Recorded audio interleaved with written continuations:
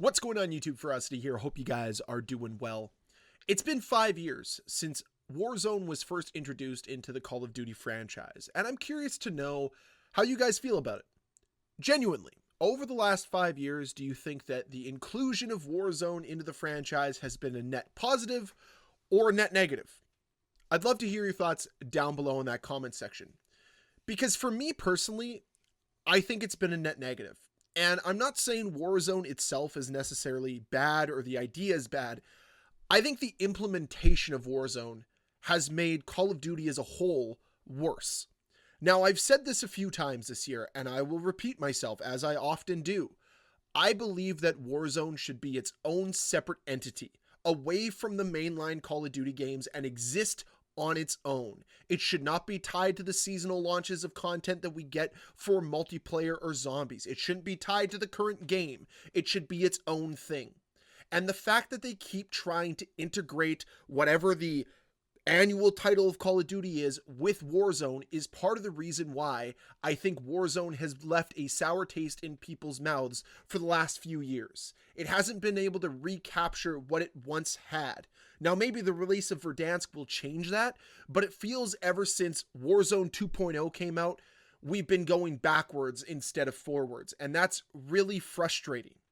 But when Warzone first came out, I thought it was a tremendous idea. I thought it was them capitalizing on an opportunity that they missed with Black Ops 4. Because when Black Ops 4 released, they brought in their Battle Royale mode, Blackout. However, to access Blackout, you had to have purchased Black Ops 4. So you had to spend $70 just to access the Battle Royale mode. No other game was doing this. Every other Battle Royale game was either free to play or was like $20 to $30. And that was it. So for me personally, I feel like it was a massive mistake locking Blackout behind the full release of Black Ops 4. Locking it behind a $70 paywall.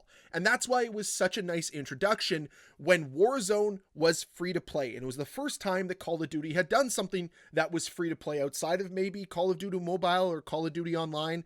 I'm not 100% certain about that. But nonetheless, when it comes to big North American releases on consoles, we had never seen anything free to play before. And it was a nice change of pace. And when Warzone first came out, it was well received.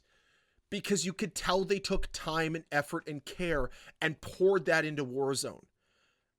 It was taking advantage of all of the things that Modern Warfare 19 tried to change, tried to innovate upon.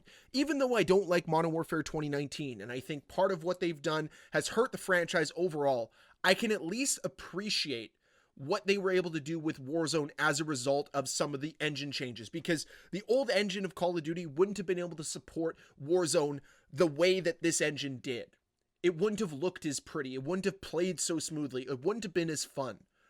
Because as much as I did enjoy Blackout, that game, when you compare it 1-to-1 to Warzone, looks like a game that released 5 years prior to it. Warzone is a beautiful game. That first edition of Verdansk is absolutely beautiful back in 2020. And yeah, there's definitely some nostalgia there. But overall, I think when Warzone first released, it was a positive for the franchise. They were capitalizing on this massive genre at the time, and they were finally putting a nice Call of Duty spin on it, something that a lot of people had wanted. It was a good move. However, it feels like every single move since then, for the most part, has negatively impacted Warzone.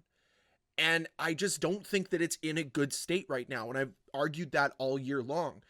And because of the instant success of Warzone, I feel as if the annual release games and the content associated with them took a back seat. They were prioritizing Warzone. It was probably generating a ton of money for them. It was also the new shiny thing that everybody wanted to play. So I understand that. But it's disappointing when you're releasing something that costs $70 and it feels half-baked. That's the way Black Ops Cold War felt when it released. As much as I like that game, it was half-baked. And you can blame that on a global pandemic. You can blame that on studio, drama, whatever. Regardless, what they released was half-baked. It wasn't good enough. And it feels like ever since then, they've been doing this tug of war between what gets priority. Is it Warzone? Is it the annual release? And they've never really found a sweet spot. A place where I feel both Warzone and the annual release game are getting the love they deserve. At times during both games' life cycles, it feels like one is being prioritized while the other one kind of gets left on the back burner, and that's just not how it should be. Like, I look at Black Ops 6, they've done a tremendous job, regardless of how I feel about the content and its quality, balancing the content between zombies and multiplayer. Both seem to be getting equal amounts of love, which is great, but Warzone has fallen by the wayside. And if we look back to Black Ops Cold War, to Call of Duty Vanguard, to MW2, it felt like multiplayer was the one on the back burner, while Warzone was getting all of the love and the praise and all the content to make it improve. And I don't know why they continue to do this. They continuously do this. Because in a perfect world, both would be supported equally, both would be supported properly, both would be able to thrive. Now, I think part of the problem is most certainly the fact that they continuously have to integrate Warzone into the next game, which puts Warzone sort of behind the 8 ball when it comes to content. And overall, it just feels like they're always a step back. And I don't think that's the way they should do this. But I'd be remiss not to talk about one of the other issues that has popped up over the last 5 years within Call of Duty. The overabundance of greed. Whether if it's battle passes or premium event passes or the black cell or the numerous amounts of different bundles, Call of Duty now is more revenue driven from microtransactions than it's ever been before. And I don't blame this on Warzone, but it's easy to see that once Warzone became popular, once it really penetrated the market, Call of Duty leaned into their primary revenue source being microtransactions. And this has not helped the franchise improve in its quality in any way, shape, or form, unfortunately. You'd think by making more money we'd get a higher quality product, but that hasn't been the case. I think we're still patiently waiting for it, and unfortunately I don't think that day is ever going to come. They're going to just continue to release recycled nonsense and hope that they continue to make massive returns on investment. That's their goal. And that's the disappointing part. Again, this doesn't fall on Warzone.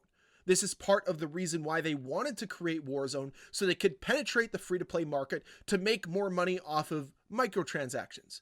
And because they don't get that initial sticker price of Call of Duty every year when you play Warzone and only Warzone, they needed to monetize the best they could with as much as they could so that they could gain more revenue. They're a business at the end of the day. That's their goal.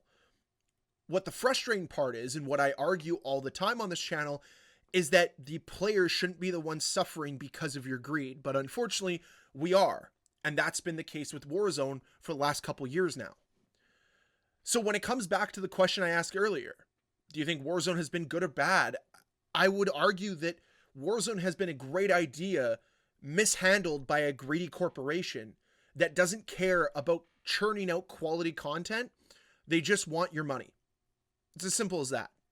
So they want to do the bare minimum to get your money, and then at the end of the day, count it at the bank, count it at their third home, and not really care about what they've left for the players to enjoy. So that's the disappointing aspect of it. Do I think that we would have gotten this greedy without Warzone? Potentially.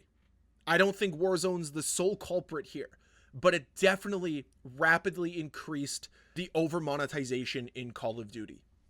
But those are my thoughts. Again, I want to hear from you on this. It's been 5 years since the release of Warzone. What do you think? Leave a comment down below. And as always, guys, thank you so much for watching. If you enjoyed this video, please hit that like button. If you want to see more videos from me, please hit that subscribe button. I'll see you guys next time. Bye.